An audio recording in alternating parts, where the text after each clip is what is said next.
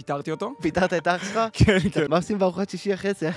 אני חושב שהטעות הכי גדולה זה היה לקחת ליווי בחברת ליווי עסקי שהיא הייתה גרועה מאוד, נסלקתי שם על איזה 150,000 שקל, ולקחתי עוד 100,000 שקל הלוואה. 7 באוקטובר, בום, נתן לי כפה. אנשים אוהבים לדבר, אנשים אוהבים, אני רוצה לבוא ולהיות מיליונר, אבל הפער בין לבוא ולהגיד את זה, לבין ליישם את זה, הוא פער ענק. זה כאילו איזושהי תובנה שהיא נופלת גם בשיווק וגם במחירות, שהרבה אנשים נניח אומרים על סרטונים ויראליים, כן, הסרטון שלי לא מתפוצץ, האלגוריתם לא עובד. זה לא אלגוריתם, זה פשוט, יש בן אדם בצד השני שגולל אותך. אתם יודעים איך אנחנו גוללים. אם אתה רוצה להיות מיליארדר. כן. לא תפס, נכון? למה זה לא תפס שם? כי רדאר הבולשיט הוא יותר מדי גדול. לא מספיק אנשים בקהל יעד הרחב כדי שזה יתפוצץ, מכירים את עמרי כהן ואומרים, אוקיי, הוא כבר מולטי מיליונר, הוא יכול להיות מיליארדר, הוא באמת יכול להיות מיליארדר.